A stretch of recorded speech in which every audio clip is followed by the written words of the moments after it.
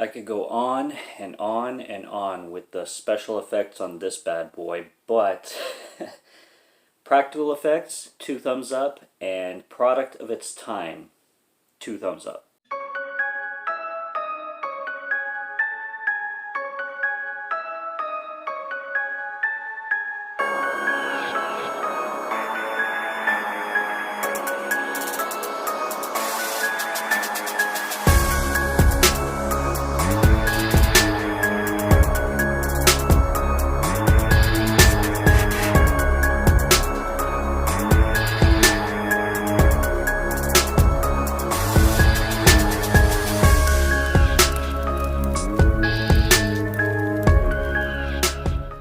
What's going on, guys? Welcome to 31 Days of Horror. I am Morgan Film Fan. Let's jump into some scares. This is Satan's Slave that was recorded or made in 1980 and released in 1982. This is an Indonesian film.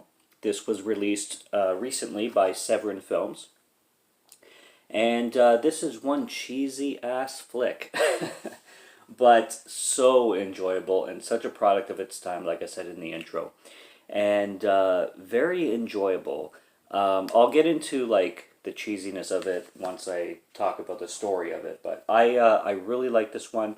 There's something about foreign films, man. Like they just have this touch to them. They just have this feel that's different from anything you would see in Hollywood or North America or Canada, where I'm from, or just international cinema just has this touch to it, and it's so good. It doesn't matter what period it's from, whether it's 80s, 90s, whether it's modern. I'll be the first person to say that the best horror cinema today comes out of South Korea. South Korea is the best country producing horror right now. I'll be the first to say that. So this is an Indonesian film. You don't get a lot of horror outside of Indonesia, but when you do, it's usually very good. And they do a really good job with it. Is this film cheesy though? Yeah.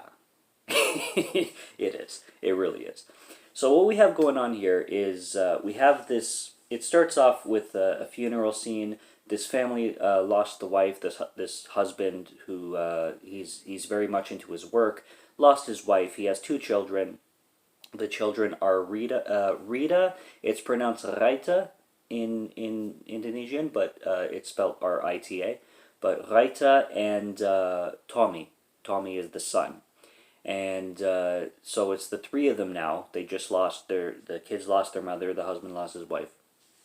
And supernatural things start to happen, starting with Tommy. Tommy starts to have visions of his mother as a ghost, and then slowly Raita starts to have the same kind of visions, and they bring in a caretaker whose name is Darminia, if I'm pronouncing that correctly, and she's a housekeeper pretty much. When she comes in, it's pretty predictable on where things are going to go. As soon as she comes in, this is when these hauntings start to happen, and people start to die. People close to the 3 family members. So we got Raita. She loses her boyfriend Hector. His name is Hector, yeah. And in like some tragic accident. We have a gatekeeper that's been with the family for a while. Karto, I believe his name is. And Karto also ends up dying tragically. And these people who keep dying come back as ghosts. Now, they're ghosts, but they act very zombie-like. I mean, straight up, when Hector comes in like as a ghost, Hector has basically a rag, like covered it, like soaked in ketchup or some other red substance kind of thing, some kind of red liquid, some kind of red paste or whatever the hell it is, on his head that's supposed to be like resemble like his brains being like blown open or whatever. And he's walking. He's got these like eyes. He's got fangs for no reason because he's not a vampire. He's a ghost. He's supposed to be a ghost, and he's got these fangs and this like literal like thing on his head that doesn't look like brains whatsoever. And he's like, it's like, Jesus Christ. It's so good. And at least they went for practical because I think there's certain moments where they use CGI in this film, or at least blend in, you know, like with the, because there at the end there's a scene where a woman is lit on fire kind of thing. So they probably use some kind of practical, or not practical, the CGI effect on that, or blended like two pieces of frame or whatnot. But for the most part, when it comes to the ghosts, the zombie ghosts, I call them, because they literally act like zombies. They're ghosts, but they have these huge eyes. They have like, it's comical. It's comical unintentionally, but it's still enjoyable because of how much of a product of its time this film is. And I mean, like, how many films did you see from Indonesia being made in 1980? This might be the only one I know of. And then there's other scenes where it's kind of like dream sequences where you have people dressed up as demons and devils and whatnot. And I'm not even kidding. I have seen people go to Spirit Halloween and buy Halloween costumes that look more convincing than the Halloween costumes. Like, they're literal Halloween masks. I mean, it's so enjoyable. I mean, I'm not dissing the film.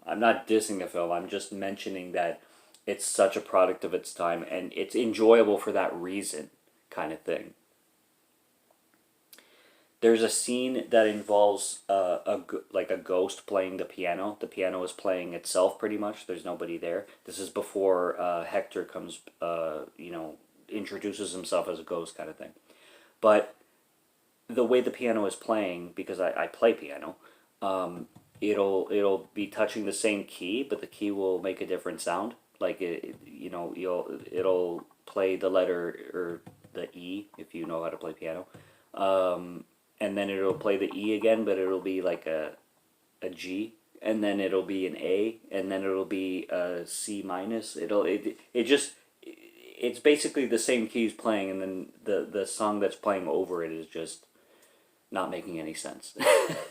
But it's funny that way. But it's like I said, I'm not criticizing the film in any way. It's just when you notice shit like that, it's like, yeah, I noticed that kind of thing. And like I said, the ghosts are the best because they play out like zombies. They're like, and they got like full on Dawn of the Dead makeup too, like Dawn of the Dead 1978, like grayish bluish, and man, just it's so enjoyable. It's such a treat. This film is literally a treat. I'm so glad for Severin releasing this bad boy from 1980, and it's just so fun. You even got the pictures here, like right on the back of the thing.